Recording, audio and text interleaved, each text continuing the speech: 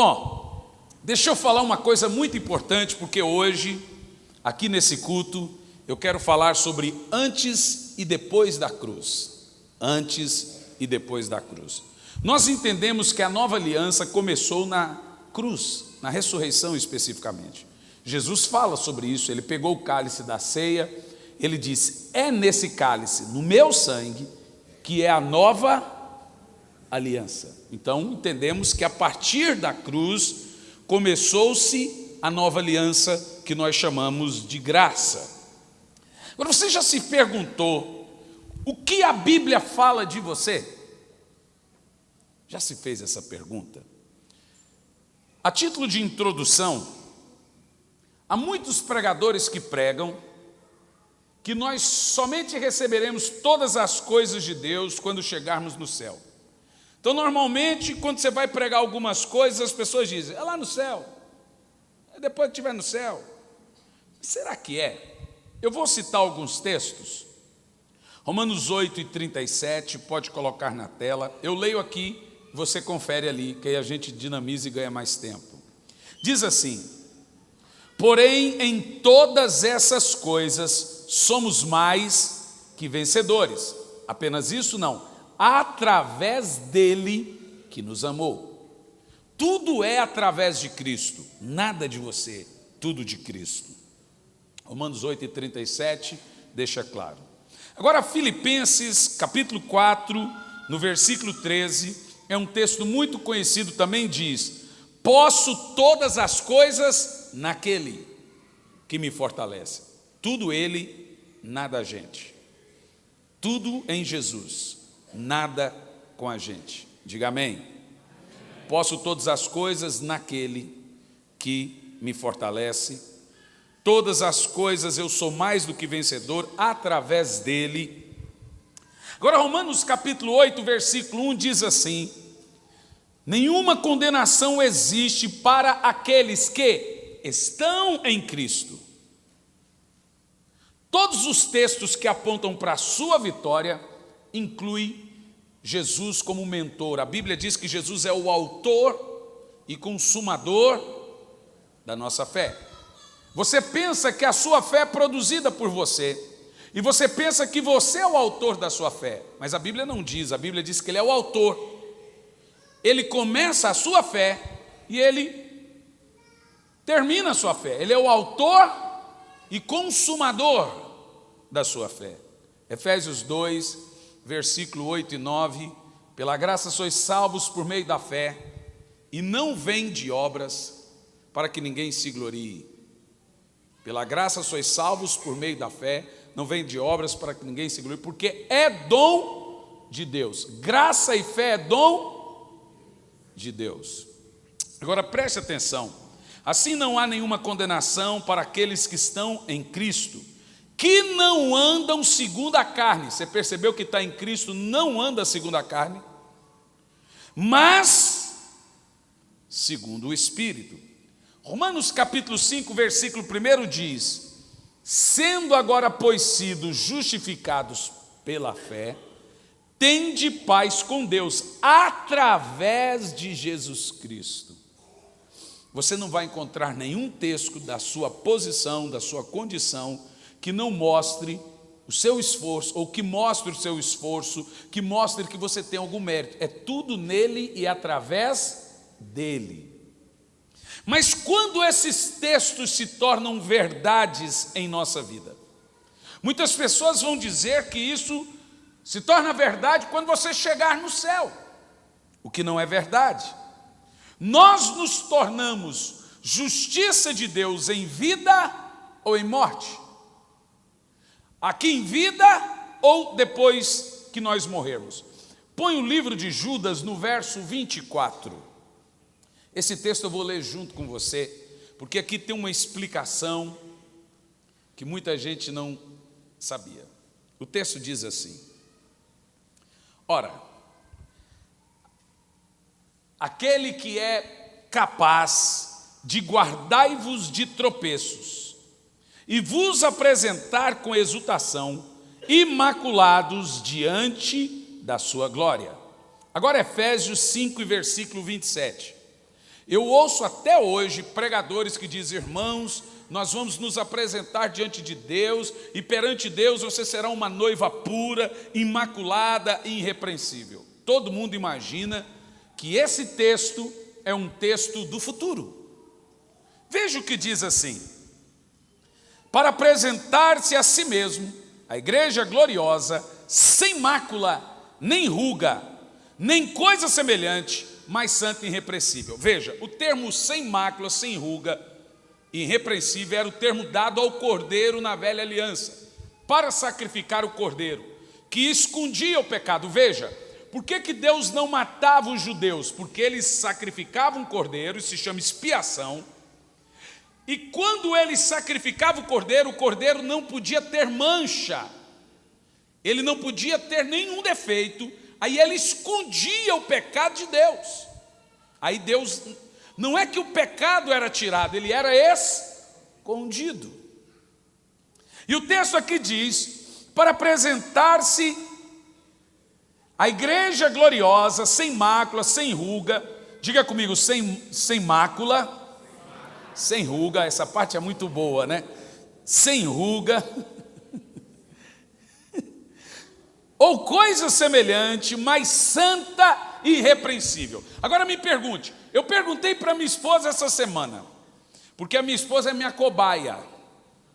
Quando eu estou estudando, eu uso ela de cobaia e dá-lhe fazer pergunta, porque ela é muito inteligente, ela é professora, a resposta errada que ela me dá, normalmente 90% da igreja vai responder.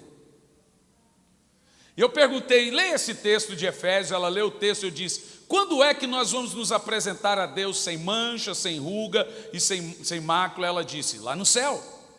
Falei: lascou. Todo mundo pensa isso.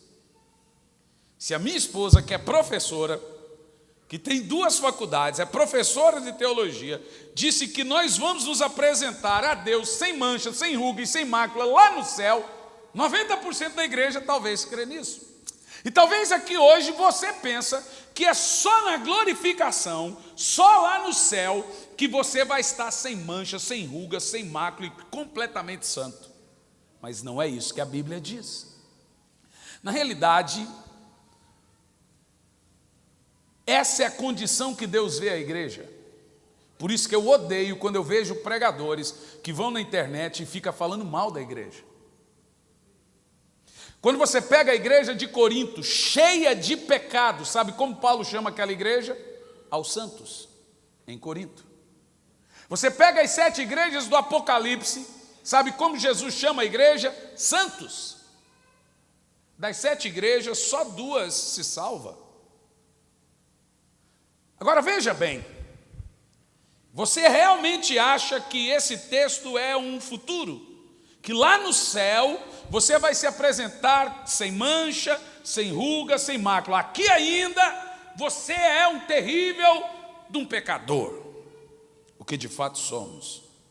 Mas você tem que entender que na justiça de Deus você é justo mesmo sendo pecadores. O termo que Paulo usa é santos pecadores. Porque você não é santo por seus feitos, você é santo porque você crê. Quem está entendendo, diga amém. Agora vamos desmistificar quando que esse texto se cumpre na nossa vida. Veja Colossenses, capítulo 1, no versículo 21 e 22. Quando você se torna sem mácula, sem ruga, santo, irrepreensível, escute o texto, irrepreensível perante Deus. Será que é lá no céu? Vocês são inteligentes. Olha o que diz o texto: a vós também, que antes, noutro tempo, quando você era morto em seus pecados e delitos, vocês eram estranhos, inimigos, no entendimento pelas vossas obras más. Mas agora, lá no céu? Lá no céu? Mas agora, contudo, ele, Jesus, vos reconciliou. Prossegue. No corpo da carne dele, pela morte perante ele, para você se apresentar. Alguém diz, mas eu vou me apresentar. O texto diz, agora. Como Deus vê você, é como Ele vê Jesus. Porque você está escondido no corpo de Cristo. Jesus tem ruga, mancha, mácula, pecado. Jesus é irrepreensível perante Deus. Então, quando Deus olha para você, quem que Ele vê? O Cordeiro de Deus. Aleluia! Glória a Deus, isso não é poderoso, irmãos? Sabe, o apóstolo Paulo chama isso aqui de bênçãos espirituais. Aqui nós temos uma bênção espiritual. Como eu estou diante de Deus, como Deus me vê, é uma bênção espiritual. E quando eu recebo todas as bênçãos espirituais, salvação é uma bênção espiritual, santidade é uma bênção espiritual, dons é bênção espiritual. Quando que nós recebemos as bênçãos espirituais? Quando? Efésios capítulo 1, no versículo 3, aqui você vai ver quando que você recebe as bênçãos espirituais. Diz o texto em Efésios 1, no versículo 3, leia em voz alta. O qual nos abençoará, ei, me corrijam, abençoará, nos abençoou com todas as sortes de bênçãos espirituais nas regiões celestiais em Cristo. Isso é muito poderoso. Esse texto fala de duas situações, posição e condição. Sua posição é as regiões celestiais, sua condição é de estar em Cristo. Estar em Cristo não é uma posição, nas regiões celestiais é uma posição, estar em Cristo é uma condição. Em Cristo você não está, em Cristo você é justiça de Deus. Você entendeu o que eu disse? Então, de acordo com esses textos, nossa posição é as regiões celestiais, nós estamos espiritualmente assentados com Cristo, e a Bíblia chama isso de reinar em vida, não é reinar em morte. Espiritualmente você está reinando em vida. Sabe, há muitos crentes que não estão reinando em vida, porque vivem uma situação de derrota e de fracasso. Deixe-me te dizer uma coisa. Eu estou convicto que há cristãos que vivem como se Jesus nunca tivesse morrido. E isso é possível. Veja bem, durante muitos anos da minha vida, eu vivi num domo, numa bolha de condenação. E mesmo quando eu não cometia pecados, eu tinha na cabeça que Deus estava chateado comigo.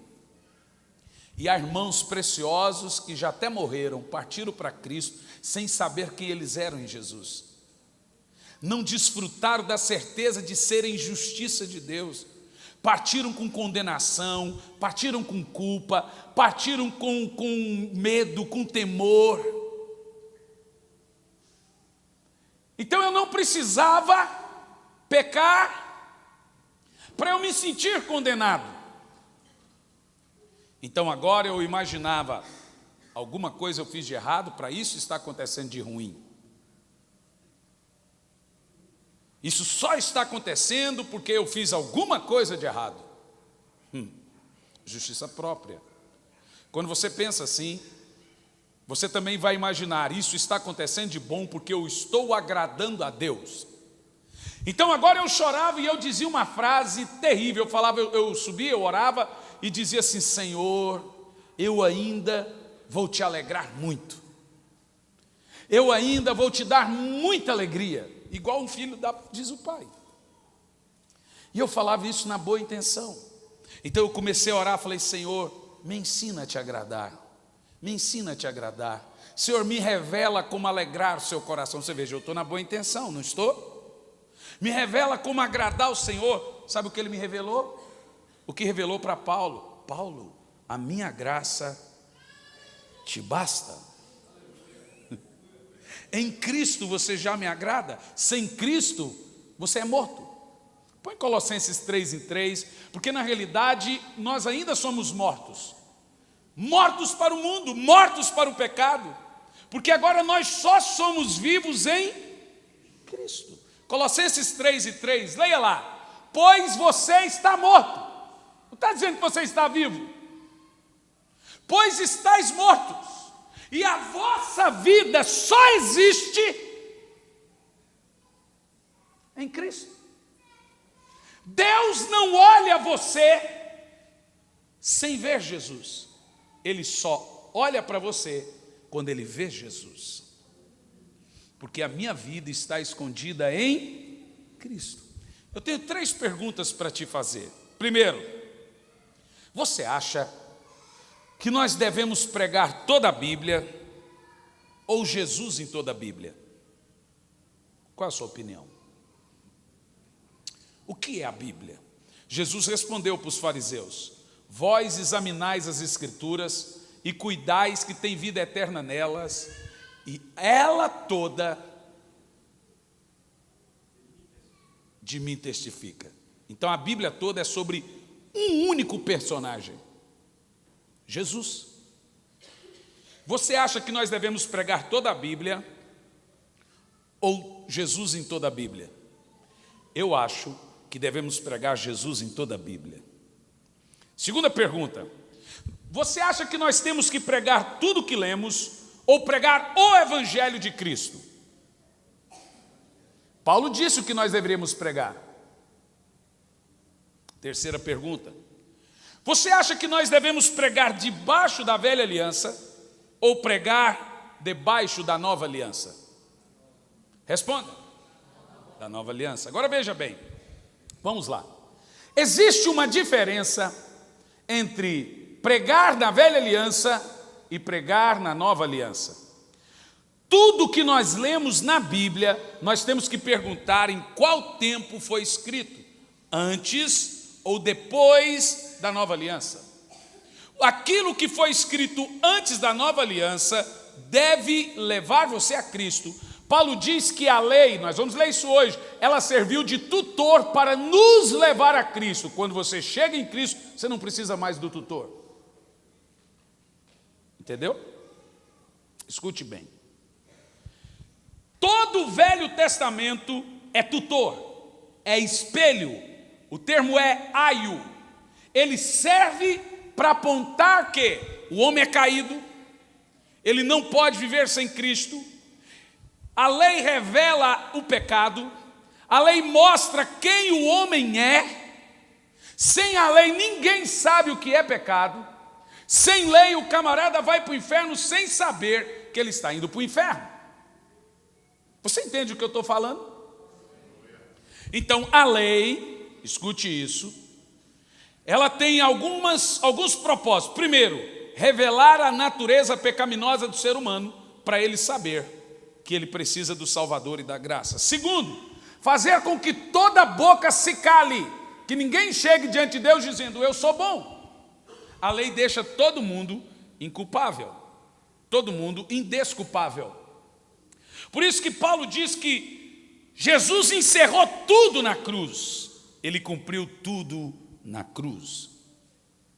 Agora escute, terceira coisa que serve a lei: mentor, tutor. Escute, quando meu filho leva os colegas dele em casa, quando ele era mais novo, eu dizia: não brinquem com o que não pode brincar, saia da cozinha, não brinque com faca, não brinque com isso. Agora ele tem 15 anos, eu não preciso dizer não brinque com isso, só precisa de mentor quem é criança. A lei, tem uns que falam assim: não, mensagem da graça é mensagem para novo convertido, mensagem da graça é mensagem rala, mas não é isso que a Bíblia diz. A Bíblia diz que mensagem para criança é a lei, para gente madura é a graça. Quem está entendendo, diga amém. Agora vamos caminhar um pouco pela Bíblia. Você deve entender, por exemplo, que os 4 evangelhos, eles foram escritos depois da cruz, vivenciados antes da cruz. Os relatos dos 4 evangelhos, todos eles são antes da cruz, mas escritos depois da cruz. Eles falam de eventos que precederam, que aconteceram antes da cruz. Veja bem, quando nós lemos a Bíblia, você deve perguntar: isso foi escrito antes ou depois da cruz? Se foi escrito antes da cruz, serve de tutor, exemplo, tipo, tem que apontar para a nova aliança.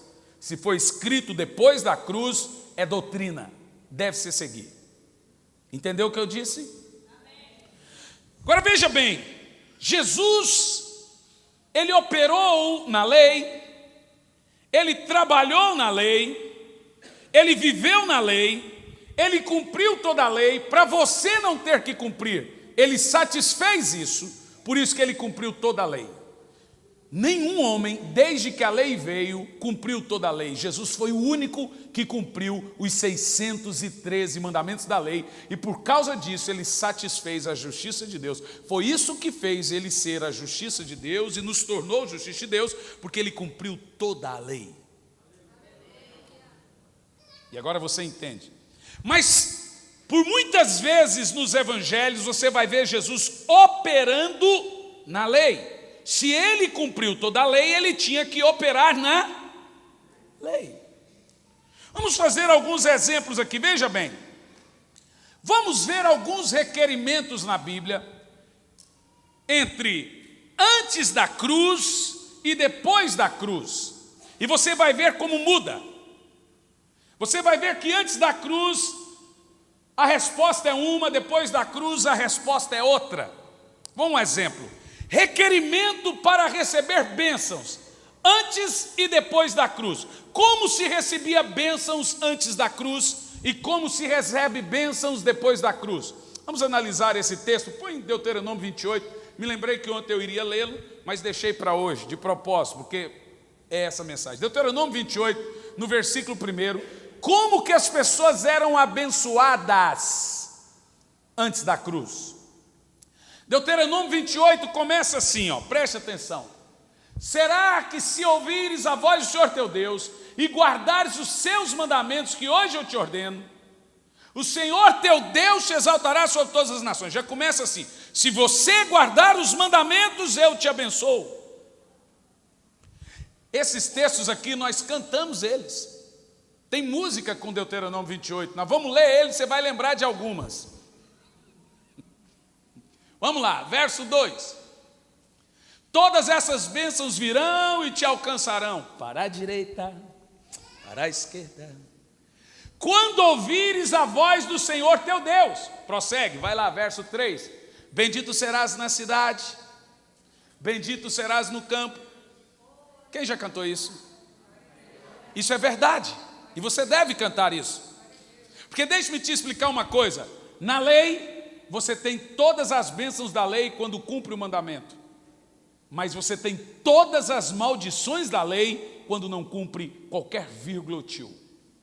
Agora eu te pergunto, o povo de Israel mais foi abençoado ou mais sofreu na Bíblia? Responda.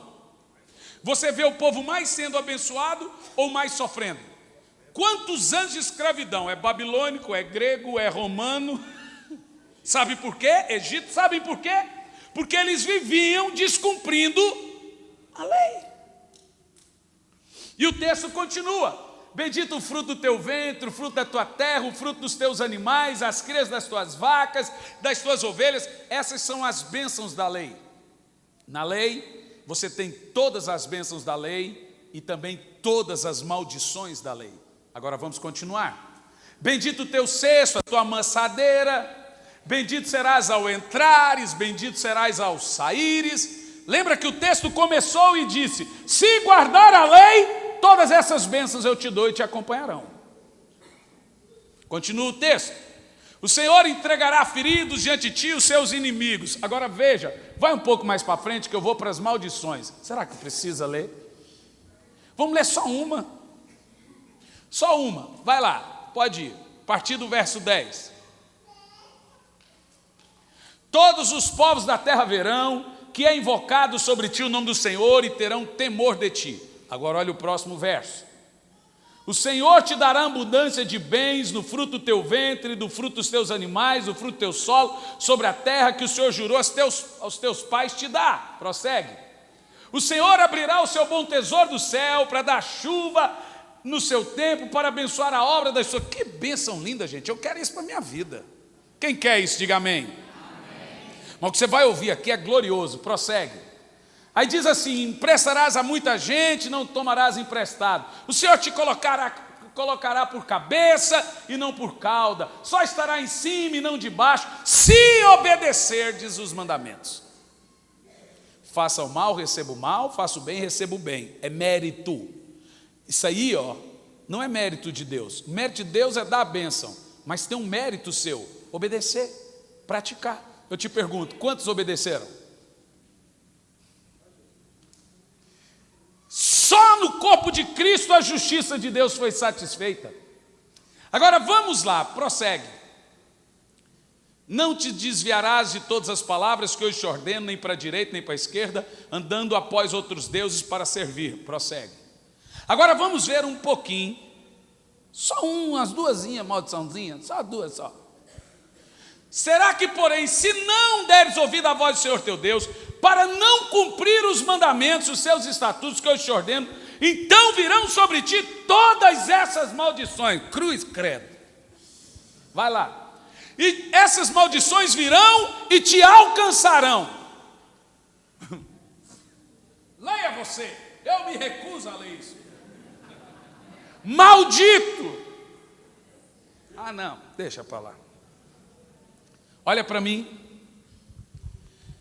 Na lei, você tem todas as maldições da lei e as bênçãos. Na graça, você tem todas as bênçãos da lei e nenhuma maldição. Mas pastor, onde é que o senhor encontra isso na Bíblia? Como o senhor prova isso na Bíblia? Veja Gálatas 3:13. E agora eu mostro para você que essas maldições de Deuteronômio 28, a partir do verso 14, em Cristo foram aniquiladas. Gálatas 3:13 ao 15. Cristo nos resgatou da maldição da lei. Aleluia! Tudo aquilo que você leu, maldito, maldito, não há mais maldição e condenação para quem está em Cristo. Então, quando você vê um pastor dizendo, se eu sou profeta, eu te amaldiçoo, ria na cara dele. Ele está perdendo o tempo dele. Ninguém pode amaldiçoar aquilo que Deus abençoou. Vocês veem isso, não veem? Esses dias tem na cidade de Campo Largo um pastor, e um grupo de irmãos saíram da igreja daquele pastor e foram para a nossa igreja. Eu sempre peço, irmão, traga a carta, traga a bênção do seu pastor, isso para mim é importante. Pastor, não dá, ele não quer abençoar, muito pelo contrário, todo mundo que sai lá e diz que vai morrer. Falei, vai mesmo, ele tem razão, vai morrer para o jugo, para a lei que ele colocou. Pastor, e agora? Eu estou com medo de sair. Irmão, o pastor não quer te dar uma bênção que não é dele. Querido, descansa. Você já está abençoado com todas as bênçãos nas regiões celestiais? A ética sugere que você tem que sair na bênção, na amizade com o pastor, com uma cartinha. Mas tem pastor que vira e fala assim, não abençoo ninguém que sai, como se essa igreja fosse diferente da outra igreja. Eu fico vendo Jesus olhando e falando... Jesus fala... Jura que eu estou ouvindo isso? O texto diz, ele nos resgatou da maldição da lei. Não existe maldição na graça. Maldição da lei, ele colocou na cruz. Todas as maldições ele colocou na cruz. Isso é poderoso. O texto diz, fazendo-se maldição por nós, porque está escrito, maldito todo aquele que for pendurado no madeiro. Jesus não foi amaldiçoado, Jesus se fez maldição. Jesus não pecou, ele se fez pecado. Na nova aliança, Você precisa entender que Deus faz primeiro. E você é abençoado depois que Ele fizer. Na velha aliança você faz e Deus te abençoa. Na nova aliança, Deus faz e depois você faz. Primeiro Ele, depois você. Primeiro Ele, depois você. Mudou. O que você precisa entender sobre velha e nova aliança, lei e graça, é que a ordem do mérito mudou. Você hoje tem mérito porque Ele publicou o mérito. Então você tem boas obras porque você foi salvo. Você não é santo para ser salvo. Você é santo porque é salvo. Santidade é um fruto da salvação. Efésios 1:4 diz: nos elegeu nele antes da fundação do mundo para sermos santos. Ou seja, a santidade é o maior fruto de que alguém é a justiça de Deus.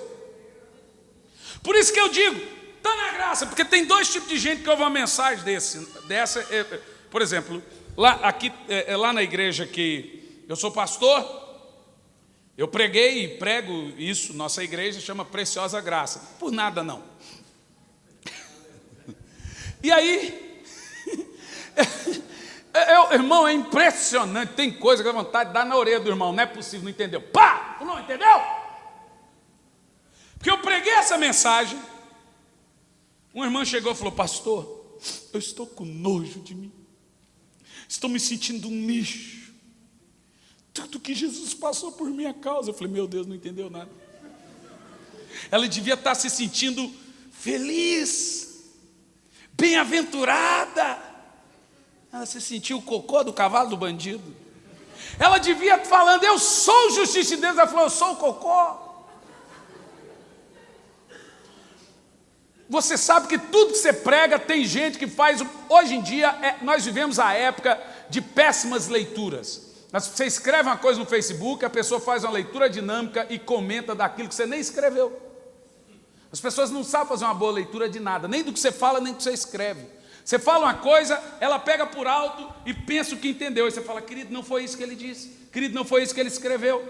Aí as pessoas vão lá e lê: ah, é verdade, que eu pensei. Tudo que você prega tem um grupinho que leva para os extremos. Se você prega essa mensagem da graça, tem uns engraçadinhos que falam assim: então, Deus não vê pecado até quando eu peco. Não é isso que eu disse. Então eu vou pecar, como eu estou escondido em Cristo, eu posso pecar, Deus não vê. Epa, então você não é justiça de Deus. Você é eleito para ser santo, irrepreensível. A santidade é uma obra da salvação, mas não antes, depois. Na nova aliança, Deus faz primeiro, e como fruto, você faz. Se você vive um estilo de vida que não condiz com a justiça de Deus, tu está na lei, tu não está na graça. Aí, irmão, ouve eu falando isso. Que a igreja sempre tem dois grupos, o da lei e o da graça. Toda igreja é assim. Os da lei falam assim: é isso aí, porque ele quer ver o circo pegar fogo. Os da graça ficam murcho. Mas os da lei ouvem isso aqui e usam essa verdade contra aqueles que são da graça. E fala: ei, você viu, né? Tem que ser assim. Isso aí, ô irmão, você não está na graça. Você vê, o cara já levou para outro extremo. Infelizmente, irmão, é inevitável que tem gente que entende tudo errado que a gente prega. Não tem como mudar isso. É o padrão que ele criou, e ele amolda a Bíblia, a pregação, o pregador ao pensamento dele. Ele amolda tudo ao que ele pensa, infelizmente. Na velha aliança, você fazia primeiro para depois Deus fazer. Na nova aliança, Deus faz primeiro, depois você faz. Você entendeu que mudou a ordem? Estamos falando dos requerimentos da bênção. Na nova aliança, Jesus fez primeiro, e porque Ele fez primeiro, agora Ele te capacita a fazer depois. Depois da cruz, a ordem da bênção mudou. no Deuteronômio, disse o quê? Se você cumprir, eu te abençoo. Na graça é diferente. Na graça é totalmente diferente. Ele te abençoou com todas as bênçãos nas regiões celestiais. Veja Romanos 5, no versículo 19. Romanos 5, 19. Preste atenção, você tem que entender uma coisa. As pessoas não são capazes de serem perfeitos por si mesmos. Elas não conseguem. Se você der a regra, ela vai descumprir todas. Você entende o que eu estou falando? Por isso Jesus foi o Cordeiro perfeito de Deus, que Deus entregou por nós. Então nós somos abençoados por causa da justiça e da obediência de Cristo, e não da minha obediência. Porque Jesus obedeceu, agora eu consigo obedecer. Por causa da obediência dele, eu consigo obedecer hoje. Entendeu? Você só obedece a Deus hoje porque Jesus obedeceu primeiro. Ele fez primeiro para depois você ter condição de fazer depois. O texto diz: porque pela desobediência de um só homem, muitos foram feitos pecadores. Agora, pela obediência de Jesus, você é feito justo. Você só obedece a Deus porque Jesus obedeceu em seu lugar. Então, como ele obedeceu, ele abriu o caminho para que a obediência fosse possível a nós. O homem nunca poderia obedecer a Deus por causa do pecado. Mas como Jesus foi, como homem, ele obedeceu. Agora nós podemos obedecer a Deus. É possível, por causa de Jesus. Quem está entendendo, diga amém. Ou seja, eu fui feito justo, obediente, não por minhas obras, mas por causa da obediência de Jesus. Porque ele foi obediente primeiro, agora eu sou capaz de obedecer em segundo lugar. Sempre ele, depois eu.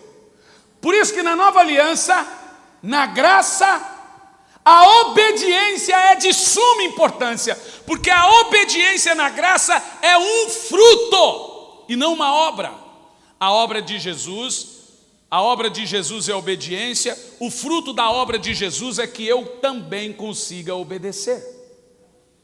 Quem está entendendo isso, diga amém. Amém. Que coisa maravilhosa, não é? Então, qual é a minha obediência na nova aliança? Será que na graça não precisa mais obedecer? Estou acabando de dizer isso. Eu quero que você diga para o seu irmão assim: é de extrema importância a obediência na graça, porque ela mostra que você vive da fé, que você tem um fruto da obediência de Cristo. Ou seja, a minha obediência agora é uma resposta à obediência de Cristo. A minha obediência é fruto da justiça de Deus que está dentro de mim. Isso aqui eu vou fazer questão. Eu estava agora no hotel e tal, instalou, anotei. Então, como não decorei ainda, eu vou ler.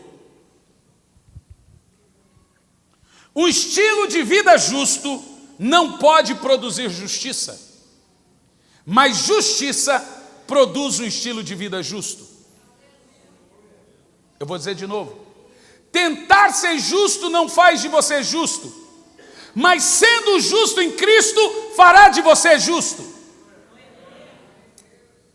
Entendeu agora? Aqui nós temos um buraco negro, um abismo chamando outro abismo. Roupa não define caráter, mas caráter define roupa. Você já está entendendo? Você entendeu? Agora não é, presta atenção, porque tem gente que não entende. A camarada, olha no espelho, está vestida a vácuo,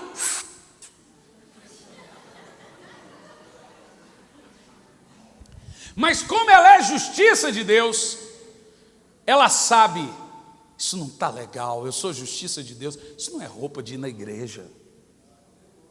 Está cofrinho em cima, cofrinho embaixo. Eu sou justiça de Deus. É meia hora para pôr a calça, meia hora para tirar a calça. Você não sabe se é uma mulher ou um caminhoneiro.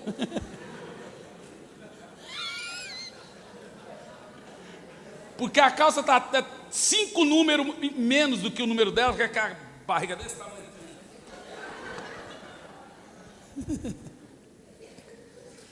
Agora veja você, irmão. Presta atenção. A nossa comunidade tinha uma irmã que ela ia para a igreja toda sensual. E tem irmã que ela não precisa fazer força para ter sensual. Ela tem umas protuberâncias a mais do que as outras. E ela ia para a igreja toda sensual.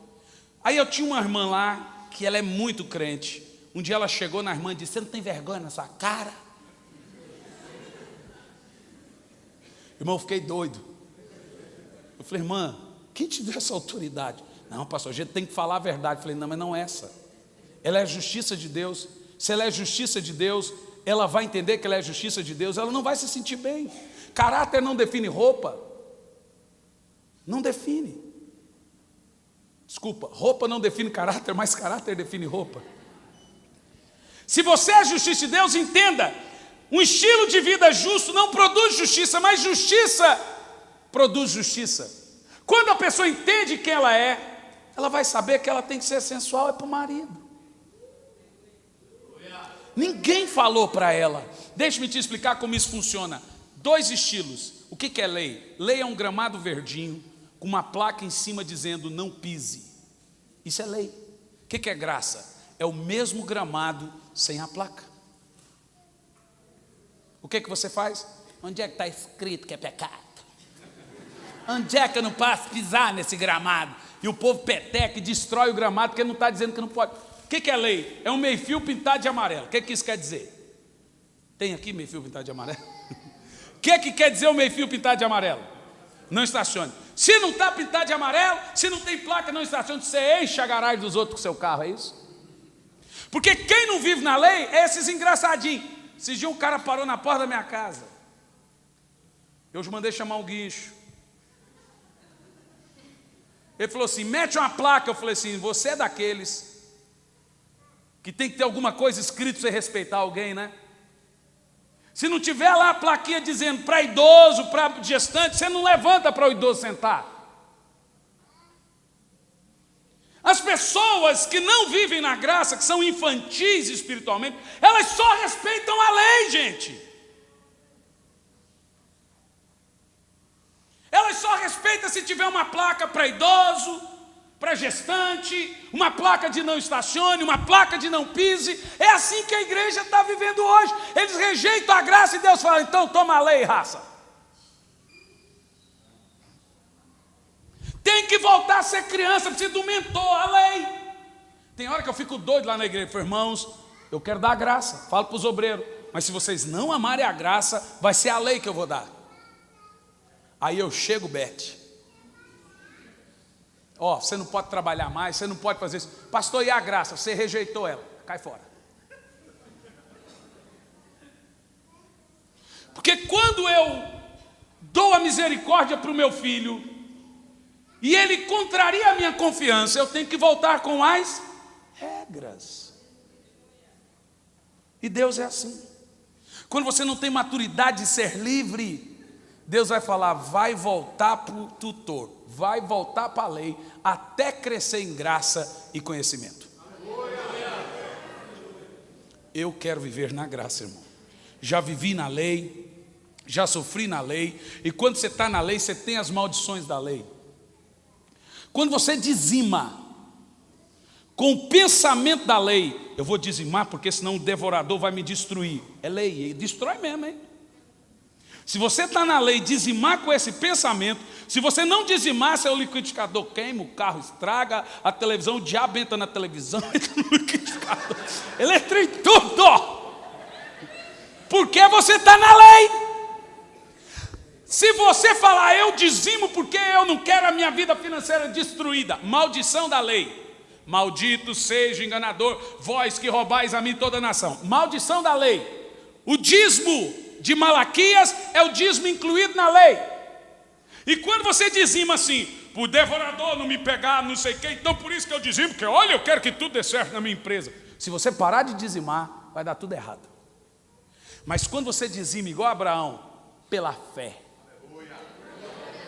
você, quando pega o dinheiro, porque Abraão não só dizimava, Abraão dava o primeiro de tudo. Eu tenho gente na igreja, que eu sou pastor, que ele chega lá de dia, pastor, por favor, receba o meu dízimo que eu preciso pagar a conta. Mas como assim, irmão? Porque pastor, eu não consigo tocar naquilo que é do Senhor, é uma alegria para mim dizimar. Ele dizima da fé, ele vive da fé, ele faz por amor. Porque ele é a justiça de Deus. Ele vive da fé. Ele não vive porque alguém diz e manda ele fazer. Ele vive porque ele crê. Pastor, e as bênçãos de ser um dizimista? Eu te disse. Na lei, você tem todas as bênçãos da lei e nenhuma maldição. Na graça, na lei, tá difícil hoje. É muita informação. Você entendeu? Você entendeu? Um santo estilo de vida, porque tem gente que realmente se faz santo. Ele cuida, ele vive igual um santo, arrota em línguas. Ele canta com grande estu na frente do espelho. Preciso de mim, distante de mim, Senhor. Esse estilo de vida é bonito, é moral, mas não produz santidade. Não produz santidade. Mas a santidade de Cristo produz um estilo de vida santo. Primeiro ele, depois a gente. Por isso que se você tentar se salvar, você vai se perder. Se você tentar ser santo, você vai ficar pecador. Tudo que você tentar por seus méritos e obras, você só vai se afundar. Primeiro ele, depois a gente. Deixa eu te explicar. Aqui está como acontecem as bênçãos. Como resultado da justiça de Jesus, eu sou justo. E agora eu irei agir como justo, porque a sua justiça me incapacita pela fé a andar como justo. Como pode alguém que é justiça de Deus, que vive da fé, não dizimar e não ofertar, se ele é justiça? Se é um estilo de vida de fé de Abraão. Quem é que é a justiça de Deus? Me dá 3 minutos de pausa no que eu vou pregar, eu sinto fazer algo. Quem aqui não é dizimista? Porque não tem conseguido dizimar. Porque tem gente que gostaria, mas alguma coisa faz com que ele não dizime. Eu vou te dizer por quê. Assim como você descumpre a lei, tentando cumprir, você descumpre também o dízimo quando você tenta dizimar na lei. Isso te traz condenação. Então normalmente quem reclama de dízimo é quem não é dizimista. Só cai o semblante quando fala de oferta, o espírito do jovem rico, quem é avarento. Quem ama dizimar, não reclama de dízimo, gente. Tem uns lá na igreja que começou a contar quanto tempo nós gastávamos para falar de oferta. Aí eles falam assim, pastor, num país de crise, mandando WhatsApp. Aí eu chego com a lei, irmão, no coice assim, pastor, num país de crise, o povo desempregado. Falei, irmão, vocês falam como se dízimo fosse prestação. Se o cara não tem dinheiro, a igreja ajuda. Mas dízimo não é prestação. Quem foi que falou que você dizima que é prestação? Então a pessoa fala, dízimo é 10% daquilo que vem na sua mão. É de Deus, não é seu, ok? Agora isso é feito como? Foi Deus que inventou o dízimo? Foi Deus que inventou o dízimo, gente? Se é pela fé, não foi Deus. Quem foi? Abraão.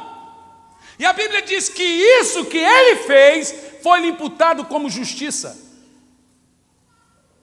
Quem quer viver da fé aí? Então veja, se você põe na sua cabeça que você é a justiça de Deus, que você vive da fé, que o justo vive da fé, agora você vai esquecer as maldições, você vai fazer pela fé. Todas as bênçãos da lei virão sobre ti, e nenhuma maldição da lei virá sobre ti. tudo que você leu em Deuteronômio vem sobre ti na graça. Porque as bênçãos da lei são as mesmas bênçãos da graça, vêm do mesmo Deus. Eu quero orar. Quem aqui não é dizimista, veja, o pastor não pediu, eu senti de fazê-lo, e quer se tornar pela fé, livre em Deus, viver como justo pela fé, todas as bênçãos virão sobre ti e nenhuma maldição. Pastor, eu sou justo, eu vivo da fé, vou descansar em Deus, e como filho de Abraão, filho da fé, eu vou dizimar pela fé. Quem quer fazer isso, levanta a mão bem alto, lá em Simão, levanta as mãos bem alto. Quem quer ser um dizimista, bem alto, lá em Simão. Senhor, eu oro para esse grupo de irmãos, e não são poucos, que a partir de hoje entenderam a palavra. Eles têm tentado, até tentam, mas não conseguem. Tem uns que não dão porque não crê, não adianta falar com esse tipo de gente. Mas tem uns que não dão porque não conseguem. Senhor, que eles sejam livres a serem dizimistas pela fé, em nome de Jesus. Eu quero que os dizimistas levantem a mão, quero orar por todos. Levanta as duas mãos, inclusive você que acabou de ser a partir de hoje. Senhor, abençoa esse povo por Jesus Cristo. Aqui está um grupo que é justiça de Deus. Senhor, eu prego hoje em uma das igrejas mais prósperas do Brasil, e eu profetizo isso em nome de Jesus, que nesse lugar vai sair milionários, empresários, gente investidor, gente que investe em missões. Eu libero a palavra de Deus em nome de Jesus. Agora diga bem forte: eu sou a justiça de Deus. O povo é assim, estava tão bom, agora falou de dinheiro.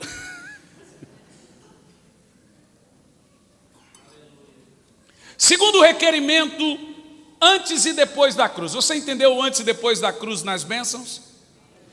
Na graça, as bênçãos vêm gratuitamente. Você não paga preço para ser abençoado na graça. É gratuitamente. Diga amém. Diga: eu recebo todas as bênçãos gratuitamente.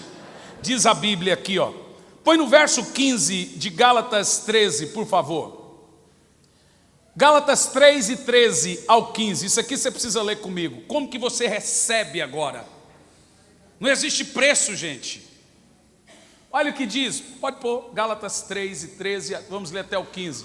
Cristo nos resgatou da maldição da lei, fazendo-se maldição por nós, porque está escrito: maldito todo aquele que for pendurado no madeiro. Prossegue o texto. Por quê?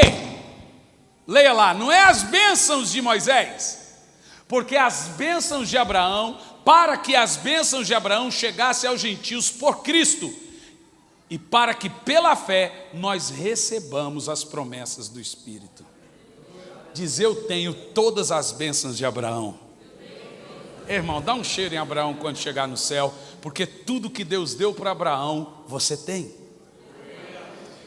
Fala para o irmão: nunca mais vou andar quebrado. Ah, chega de andar quebrado. Pelo amor de Deus, sou filho de Abraão e ando quebrado. Não é possível.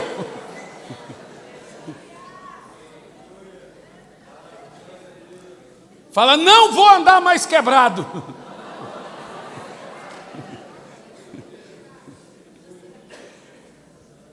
Segundo requerimento, antes e depois da cruz. Lembre-se, preste atenção. Mudou a ordem. Na lei você fazia primeiro para Deus fazer depois. Na graça Deus faz e depois você faz. Requerimento para salvação. Você vai aprender hoje tudo como se crê antes e depois da cruz. Quem quer aprender? Vamos lá. Assim como na graça você é abençoado pela graça, você é salvo pela graça. Tem igreja aí que ensina você a pagar o preço para ser abençoado. Não acredita nisso não, irmão. Você acabou de ler comigo em Gálatas que nós recebemos pela fé. Quem leu comigo? Você sabe que é o tipo de mensagem que destrói o sistema. Por isso que muita gente não prega. A lei faz o povo ficar preso. A graça faz você ficar livre. Sabe, eu comecei a pregar a graça na igreja que eu sou pastor antes. Claro, nosso estilo de vida que você ouve, gente, era um sofrimento para o povo dizimar, para o povo ofertar, para o povo parar de pecar. Irmão, eu quase infartei, eu ficava doido. A hora que eu comecei a pregar a justiça de Deus, a arrecadação da igreja explodiu, o povo se tornou dizimista pela fé. Gente, Eu tive 3 casos de pedofilia dentro da igreja, e olha que eu sou um pregador duro. Rapaz, eu falei, meu Deus, eu acho que eu sou pastor da igreja mais pecadora do mundo. Os gabinetes foram diminuindo, porque as pessoas começaram a entender que elas são justiça de Deus. Crer certo faz viver certo. Requerimento para a salvação. Preste atenção. A mesma pergunta foi feita em 2 versículos. Uma pergunta na velha aliança e uma pergunta na nova aliança. Vamos ver essas perguntas? Na velha aliança, lembra que Jesus operou na velha aliança? Quem está entendendo o que eu estou falando? Boa parte do que ele falou foi operando na lei. Olha o que ele fala em Mateus 19, no versículo 15 ao 16. Mateus 19, 15 ao 16. Temos ali um homem chegando a Jesus e dizendo: o que devo fazer para ser salvo? 19 do 15 ao 16. Mateus 19 do 15 ao 16. E aproximou-se dele. Está certo isso aí, irmão?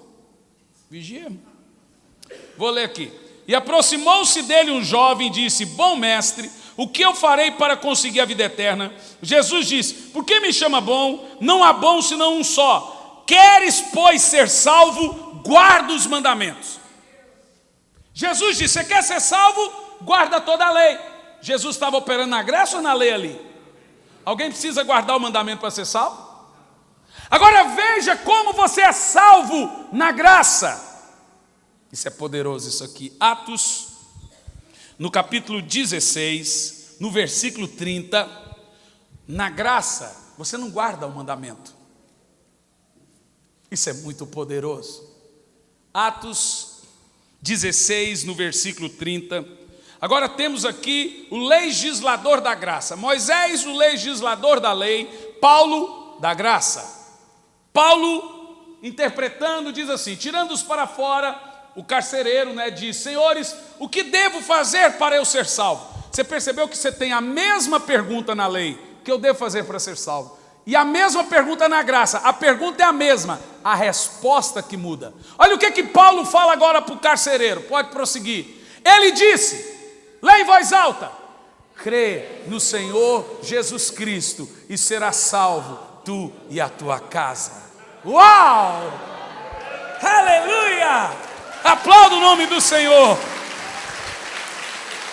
Você percebe que você tem uma resposta antes da cruz e uma outra resposta depois da cruz.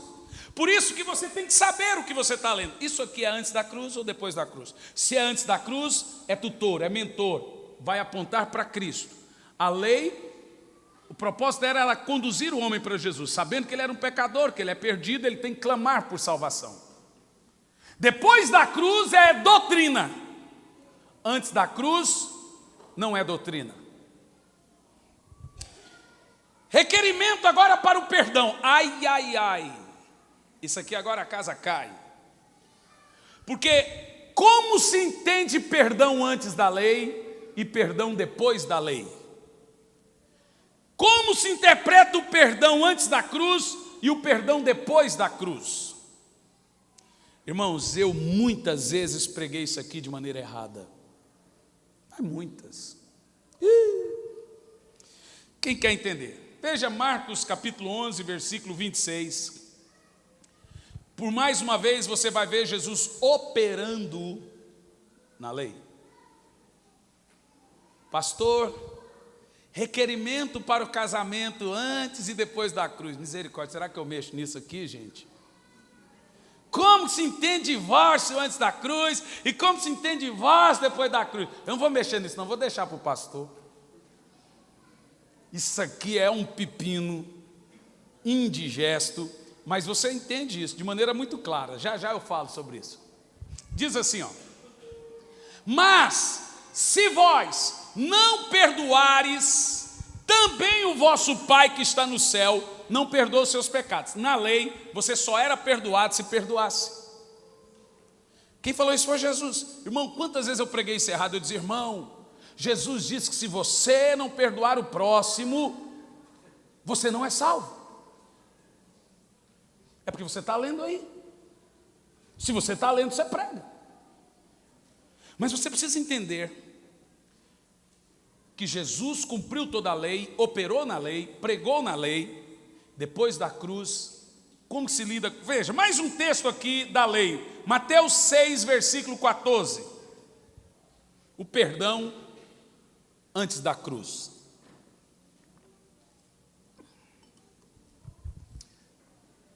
Leia em voz alta.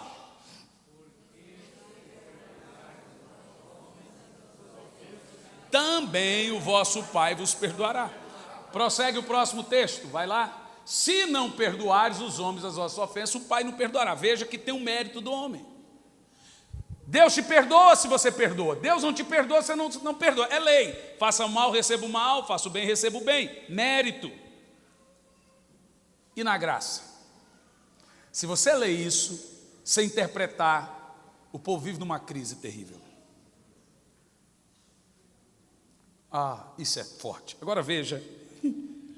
Efésios capítulo 4, no versículo 32. O perdão na nova aliança, depois da cruz. Efésios 4 e 32.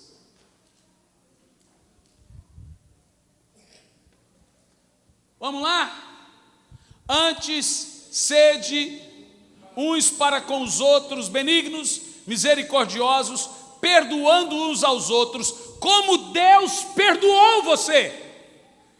Mudou a ordem. Na lei, você era perdoado, se perdoava. Na graça, você perdoa porque foi perdoado. Aleluia! Só consegue perdoar quem é justiça de Deus. E alguém vai dizer assim: pastor, tem gente má, tem gente que fez coisa ruim para mim, traiu, não merece o meu perdão, é verdade. Mas como Jesus está em você, como o Espírito Santo produziu Jesus em você, como você é justiça de Deus, você consegue perdoar por Ele, nele. Quem está entendendo isso, diga amém. Amém. Veja Colossenses 3 e 13. Colossenses 3 e 13.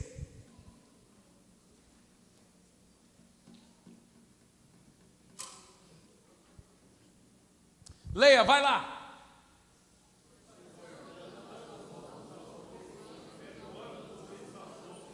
Se alguém tiver uma queixa contra o outro, assim como Cristo vos perdoou, perdoai vós. Você viu a diferença? Você viu a diferença de antes e depois da cruz? Antes e depois da cruz. Quem pode dizer isso? Requerimento para amar a Deus e as pessoas dentro da lei e da graça. Isso aqui é uma crise.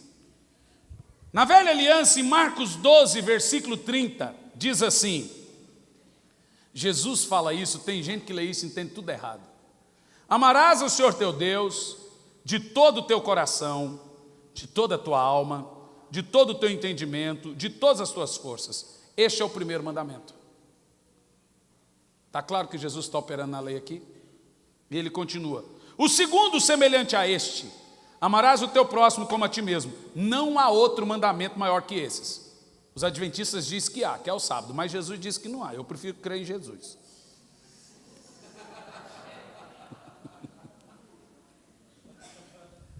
Meus irmãos, olha para mim. Eu estou convicto que aqui, nessa noite, ninguém consegue amar a Deus de todo o coração. Eu não consigo amar a Deus de todo o coração. Você sabe que esses textos foi um dos textos que mais trouxe condenação na minha vida. Porque eu falava, eu vou amar a Deus de todo o coração, de toda a minha alma, de todo o meu entendimento. Mas de repente eu vi o meu coração dividido entre os problemas do dia. Como que eu vou amar a Deus com todo o meu entendimento? Eu estou amando a Deus, mas de repente a minha mente está vagando com outras coisas. Mas como que eu vou amar a Deus de toda a minha alma, se de repente eu estou preocupado com outras coisas, estou ferido, estou angustiado? Ninguém, gente, presta atenção. Ninguém consegue fazer isso. Quem que consegue fazer isso? Quem consegue amar a Deus de todo o coração, de todo o entendimento e de toda a sua alma? Não tem como. Sempre a sua mente vai estar dividida entre uma coisa e outra, seu coração dividido entre uma coisa e outra. Quem nunca teve o seu coração dividido entre assistir um filme na Netflix ou orar?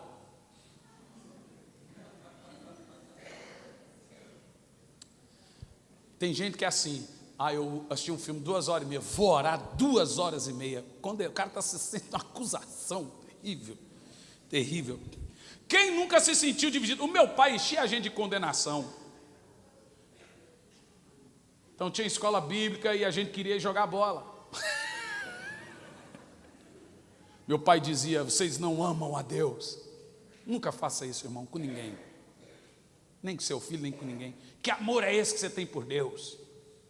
Não encha seu filho de condenação, ninguém de condenação. Tem muitas outras maneiras de você convencer a pessoa a amar a Deus. Primeiro, que os nossos filhos, as pessoas que andam com a gente, isso também não é via de regra, porque chega uma hora, irmãos, isso sempre aconteceu com o filho pródigo, todo mundo, que você vai ter que deixar os seus próprios filhos, seus filhos terem as próprias experiências deles com Deus. Independente da educação que você deu, eles vão ter que ter as experiências dele. E isso significa tudo.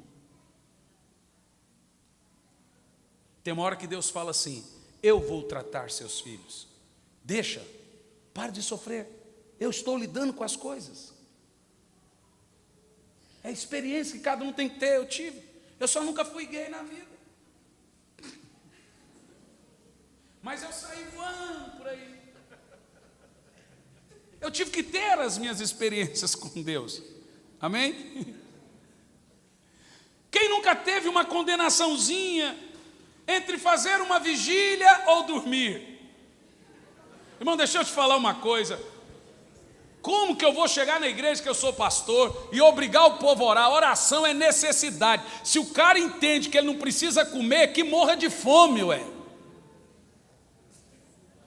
Se o cara entende que ele não precisa orar, que é uma necessidade, que ele tem que ter intimidade com Deus, como que eu vou obrigar ele a entender uma coisa que é necessidade? Horas.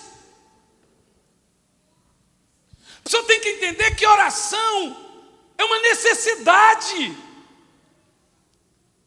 É necessidade. Se o cara fala não precisa orar, o cara vai morrer. Vai morrer. Mas lá na igreja eu falo, irmão, eu estou na graça. Os obreiros não vieram na oração, eu dei a graça, falei com amor. Quem não vir agora está fora do cargo, é lei. A gente dá a graça, o povo não ama a graça, tem que voltar para a lei, ué. Obreiro que não ora não pode ser obreiro. Você recebe a oração do irmão que não ora, que não vai. Irmão, eu estou dando a graça para vocês não querem, vamos voltar para a lei, cambada. E igreja, nós temos que fazer isso. Você lida com o filho, ele frustra a sua confiança, você tem que voltar a pôr regra. Meu filho, agora, você frustrou, a regra é assim, assim, assim, assim. Por isso que ame quando o seu pastor é um pastorzão. Eu não sou um bom pastor. Nós já batizamos mais de 1000 pessoas na igreja, mas literalmente, o que eu ganho com essa, eu jogo fora com essa, porque eu não tenho paciência, eu só dou no peito, é só coisa. Mas aí eu tenho meu irmão, que é um pastorzão, minha esposa, mas quando a coisa aperta, todo mundo diz, pastor, vem aqui, porque... Aí desce o Moisésão lá do Sinai. Castava na mão já. Vai abrir a terra e comer todo mundo.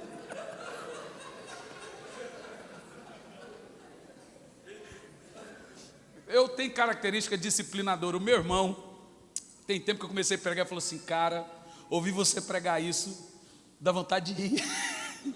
Porque você é disciplinador. Eu falei, cara, mas para você ver que é uma verdade, que eu não queria pregar isso. Não queria. Mas a verdade tem que ser pregada. É ou não é? Veja 1 de João 4, no versículo 19. Como que nós amamos a Deus e o próximo na graça. Veja esse texto. esse texto, lê em voz alta. Espera aí, só um pouco. Lembra que Jesus diz, ame a Deus de todo o coração, de todo o entendimento, de toda a alma. Irmão, é impossível isso. Mas agora João, operando na graça, diz assim, leia lá, ó. Nós o amamos, porque Ele nos amou primeiro. Glória a Deus, aplauda o Senhor Jesus. Me diga você para mim, se isso não nos liberta. É a graça e não a lei que é a verdade que liberta. A graça liberta. Porque você percebe que quando você começa a entender, todo tipo de condenação começa a cair por terra. Aleluia. Todo tipo de julgo e juízo. Aí você entra perante Deus com confiança, sem temor, sem medo. Irmãos, jamais saberíamos amar o Senhor se Ele não nos amasse primeiro. Eu só amo a Deus porque Ele me amou primeiro. Em Romanos 5, no versículo 5, diz assim, e a esperança, pode pôr Romanos 5:5, não traz confusão, porque o amor de Deus é derramado em nossos corações pelo Espírito que nos foi dado. Agora você percebe que amar a Deus de todo o coração, de toda a alma e todo o entendimento, só tem um que pode fazer isso: Jesus. Sabe quando eu amo a Deus de todo o coração, de toda a alma e todo o entendimento? Quando eu estou em Cristo. Só Jesus satisfez toda a justiça de Deus. Irmãos, não é fácil amar pessoas ruins, não é fácil amar as pessoas que mentem. Perdoar então, irmão, eu quero bater. Quando te trai, como que você vai amar algumas pessoas, perdoar algumas pessoas, quando não merecem o seu amor? Isso é impossível, seria impossível para nós. Mas eu não estou te amando com a minha justiça, com o meu amor. Eu estou te amando com o amor de Jesus, que Ele me capacitou a amar incondicionalmente pelo Espírito Santo. Aí eu amo de todo entendimento, aí eu amo o próximo como amo a mim mesmo. Meu Deus, isso é muito poderoso. Eu vou concluir aqui agora.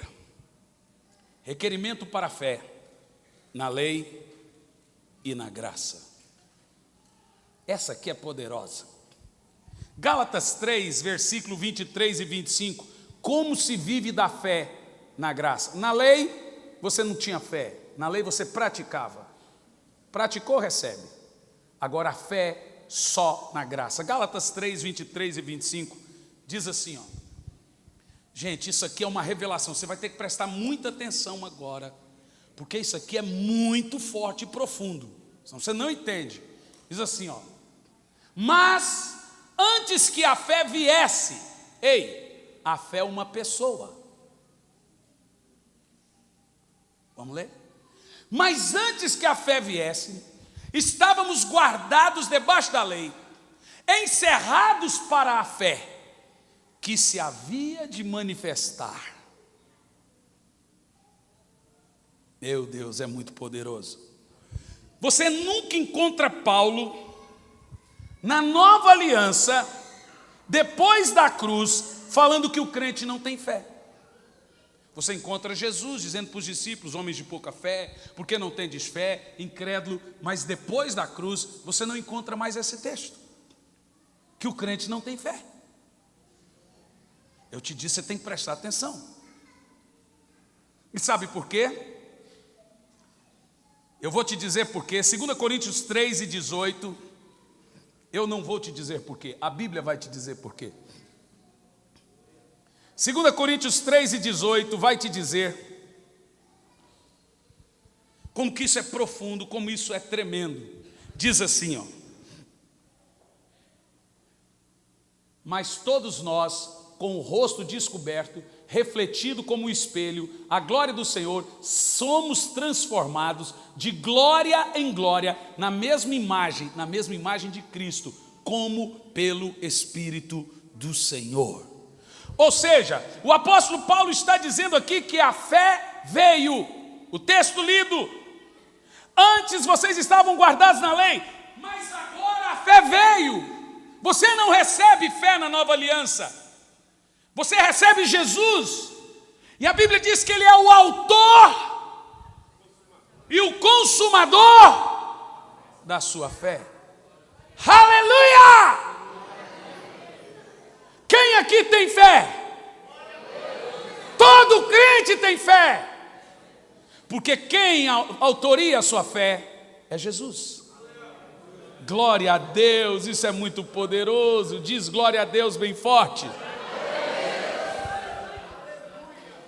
Requerimento para as ofertas na velha e na nova aliança. Jesus operando na velha aliança. Lucas 6:38.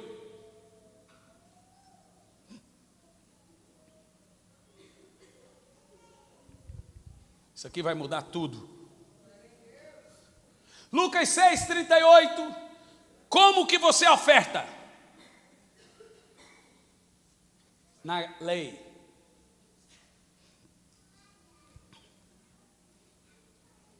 Leia em voz alta. Dai e ser-vos-á dado. Repita de novo.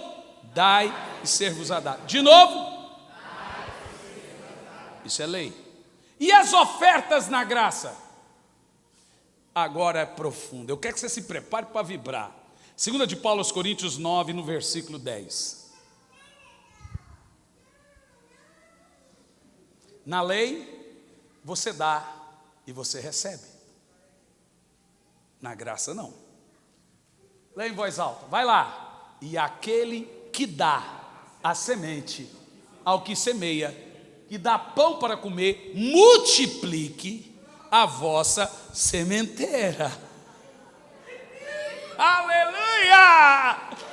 Na lei você dá e recebe. Na graça você dá porque recebeu. A Bíblia Sagrada diz que Deus faz algo na graça. Ele dá semente para o semeador. Se você não é semeador, por que você precisa de semente? Deus só dá algo daquilo que Ele já te deu, irmão. Eu costumo dizer, veja bem, Deus nunca vai pedir algo a você que Ele já não tenha gerado em você. Ele só diz para você amar porque Ele te amou primeiro. Ele só diz para você perdoar porque Ele te perdoou primeiro. Ele só diz para você ser santo porque Jesus foi santo primeiro. Ele só diz para você dar porque Ele já te deu.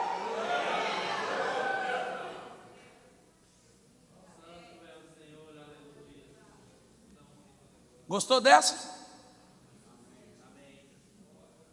Veja que na graça não existe lei da troca. Existe lei da semeadura. E você só planta porque você já é um semeador. Tu é justiça. Você entendeu o negócio. Então Deus dá semente para quem semeia. Veja, você recebe, então planta. Veja você se a lei do dízimo não é essa. Deus exige dízimo de você do que você não tem? Deus só exige dízimo daquilo que Ele já. Por isso que dízimo não é da lei, irmão. Dízimo não é mérito. Para você dizimar, Deus tem que ter te dado primeiro. Da onde você tirou que dízimo é da lei? Você só dizima daquilo que Deus já te deu. É pura graça. Uau, como é difícil entendermos isso, não é verdade? 2 de Paulo aos Coríntios 8, versículo 9. Jesus vai dizer como que você recebe na graça. Como você se torna rico na graça? Tem gente que diz que você tem que dar o carro, a casa, dar tudo. Mas o apóstolo Paulo destrói o sistema. Você sabe, eu encontro a mensagem mais poderosa contra a teologia da prosperidade. A tua graça me basta, Senhor. Olha esse texto, vai lá. Porque sabeis que a graça de nosso Senhor Jesus Cristo, que sendo rico, por amor de vós, se fez pobre, para que pela sua pobreza enriquecesse a cada um de nós. Veja, o que você pagou para se tornar próspero? Nada. Como você não pagou nada para se tornar próspero, Agora você dá porque recebeu. Agora não, Deus me fez próspero, eu não dou. Ele vai te levar de volta para a lei. Na lei tu tem as bênçãos e também as maldições. Depois não reclama, irmão. Quem quer viver na graça aí? Então agora o Senhor era pobre e se fez rico pela graça, diz o texto. Pela graça Ele te fez rico. Não é porque você pagou, não é porque você fez, não é porque você fez nada. É pela graça Ele nos fez rico. Quem quer ser rico pela graça aí? Aleluia! E agora, como você recebe, você dá. Dá um aplauso bem forte ao Senhor.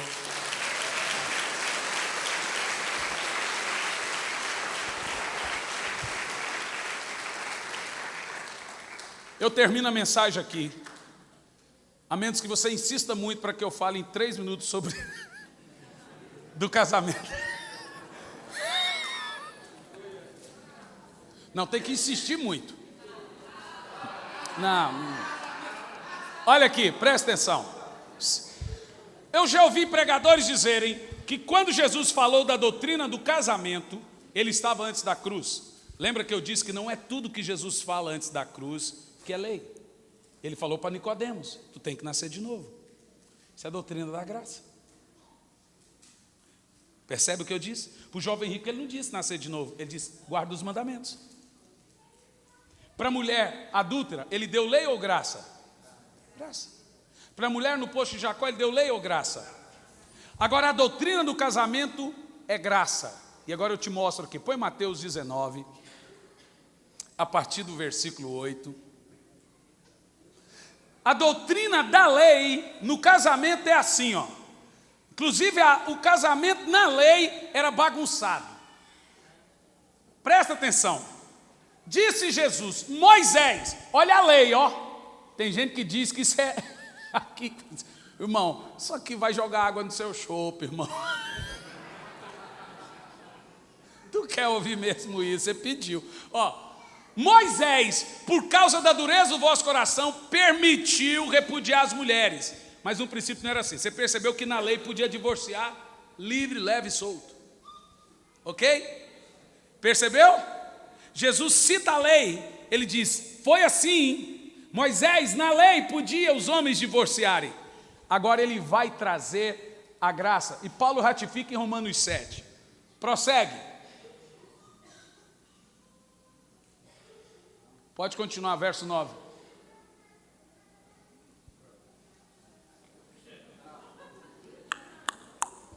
Travou. Verso 9. Verso 9. Leia lá.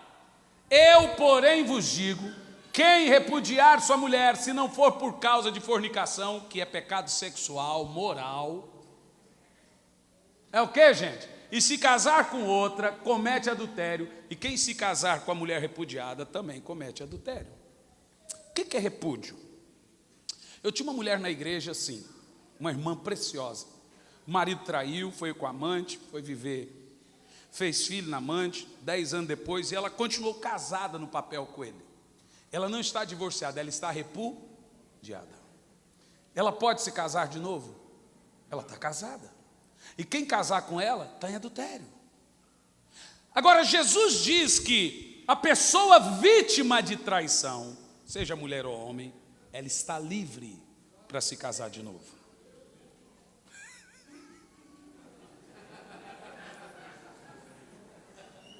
Isso é bom e ruim para alguns. Eu espero que seja bom para a maioria. Pastor, a minha vida, ó irmão, tem coisa que não dá para consertar mais, tem que ir para o tribunal de Cristo. Isso aqui serve para quem não está divorciado, para pensar 2 vezes. Tem gente que já divorciou, já casou, já está com outro filho, com outro. Irmão, leva para o tribunal de Cristo isso, que não dá mais para mexer. É assim que eu ajo lá na igreja. Agora, Jesus não abre precedente na graça. Não tem, irmão, deixe-me te dizer, não tem. Deixe-me te falar uma coisa, não é pecado divórcio. A Bíblia não obriga você a ficar casado com ninguém para sempre. Ah, não gosto, está brigando. Separa. É pecado, é casar de novo, irmão.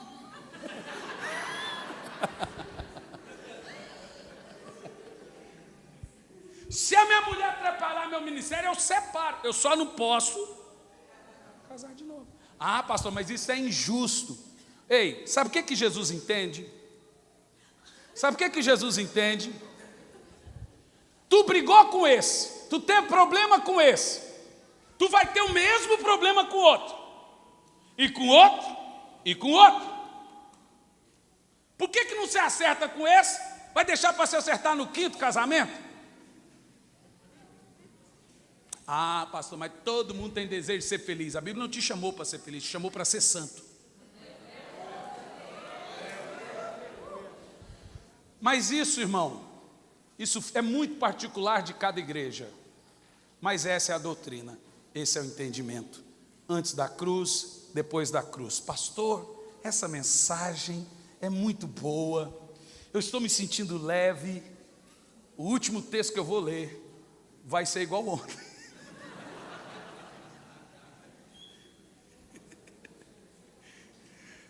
Primeira Coríntios 15, versículo 3. Vamos ficar em pé e vamos ler esse texto em pé. Se você é 1 Coríntios 15 e 3. Se você é justiça de Deus, olha o que você tem que fazer. 1 Coríntios 15, versículo 3.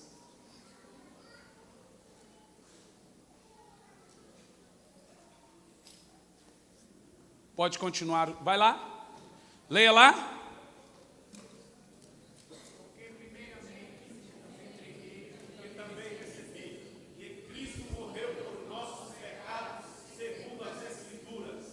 Pode continuar.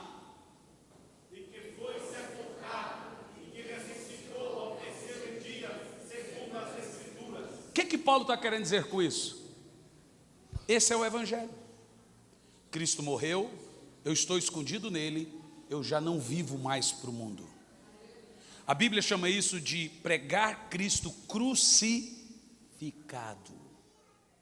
Meu querido, não transforme a graça em lascívia. Não transforme a graça em concupiscência. Se você está na graça, se você é justiça de Deus, deixa que Jesus faça a obra e você ande e viva como justiça de Deus. Diga amém.